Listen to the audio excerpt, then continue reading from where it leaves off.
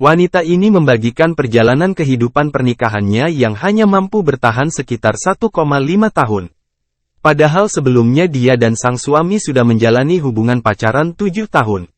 Kisah pasangan itu mulai menyebar luas di media sosial lewat akun TikTok @renimarlina99.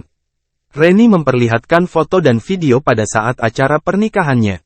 Titik terendah kesabaran lebih baik menjanda daripada punya suami menyiksa, tulis akun TikTok @renimarlina99. Reni kemudian memperlihatkan alasan mengapa ia memilih untuk berpisah dengan suaminya. Dia menunjukkan bukti tangannya memar akibat kekerasan dalam rumah tangga. Reni mengaku sudah mengajukan gugatan cerai ke pengadilan karena sudah merasa tidak tahan lagi dengan sikap mantan suaminya. Unggahan Reni sudah ditonton lebih dari 2 juta views dan mendapatkan beragam komentar dari warganet. Reni Marlina yang mengunggah kisah rumah tangganya di TikTok.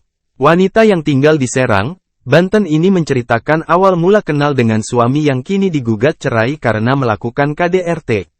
Aku pacaran sama dia, mantan suami, sejak November tahun 2014 karena kita satu kelas. Sejak awal-awal pacaran memang dia kerap kasar atau main tangan ketika marah. Tapi setiap kalau aku mau putus sama dia aku masih mikirin sisi baik dia, ungkap Reni, Senin, tanggal 20 Februari tahun 2023. Semasa pacaran hampir setiap hari mereka bersama, mulai dari berangkat dan pulang sekolah.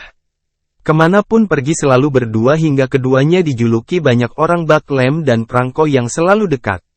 Singkat cerita kita sudah lulus SMK, orang tua dia ingin kita cepat-cepat menikah ketika dia sudah dapat kerjaan. Singkatnya dia mulai bekerja di awal tahun 2021. Akhirnya kita memutuskan untuk menikah di bulan April tahun 2021, jelasnya. Sebelum menikah, Reni mengaku mantan suami sering bermain judi bola. Reni berpikir bahwa perilaku mantan suami akan berubah ketika sudah menikah. Tetapi pernikahanku adalah mimpi burukku. Kita menikah pada tanggal 3 April tahun 2021 tak pernah ku bayangkan masa-masa pengantin baruku dibuat hancur oleh dia. Uang hasil amplop dari tamu undangan dicuri dia untuk main judi online tanpa disisakan sedikit pun, kenang Reni yang sudah emosi. 1 minggu kemudian, ia mendengar lagi kabar jika sang suami mencuri uang orang tuanya yang jumlahnya lumayan besar. Ditambah lagi Reni tiba-tiba ditagih utang sama sahabatnya sendiri yang sama sekali ia tidak tahu masalah utang itu. Ternyata suamiku menggadaikan BPKB orang tuanya kepada sahabatku. Di bulan kemudian aku positif hamil, tapi suamiku malah berhenti kerja karena terlilit utang di kerjaannya hingga dia malu untuk bekerja lagi, kata Reni pasrah. Ketika sedang hamil dan lemah, Allah memberikan rezeki lewat panggilan kerja di sebuah perusahaan alas kaki di Kabupaten Serang, Banten. Disitulah Reni mulai bekerja dalam keadaan hamil tapi suami dalam posisi menganggur. Setiap gajian dia selalu minta untuk bermain judi online, tapi bodohnya aku selalu menurutinya.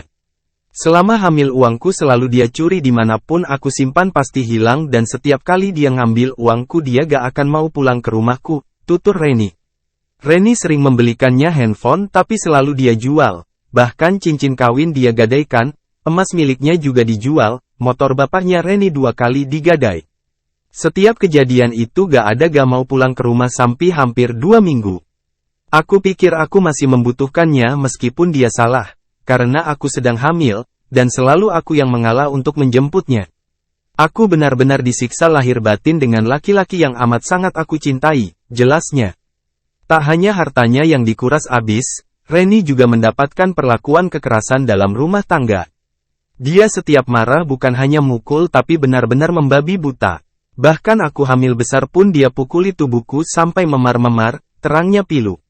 Setiap bulan dia selalu mencuri uangku.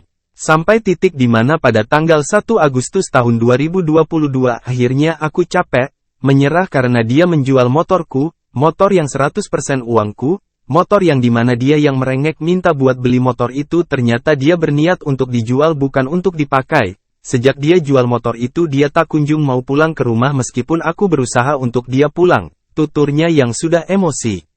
Hingga akhirnya pada tanggal 10 Agustus tahun 2022, Reni menggugat cerai sang suami ke Pengadilan Agama di Serang, Banten. Semenjak menikah Reni tidak pernah dinafkahi oleh mantan suami, justru dia yang malah menafkahinya.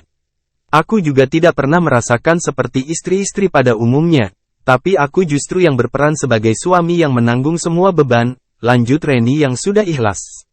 Di akhir wawancara, Reni menyebutkan bagi kamu yang ingin mencari pasangan, carilah pria yang rasa cintanya lebih besar darimu, agar kamu diperlakukan seperti ratu olehnya.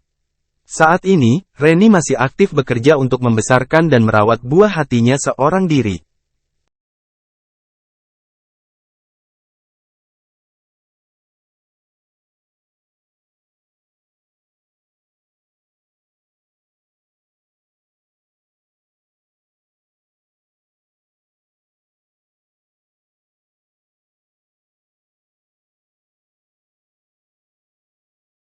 Terima kasih sudah nonton. Jangan lupa like, subscribe, dan share ya.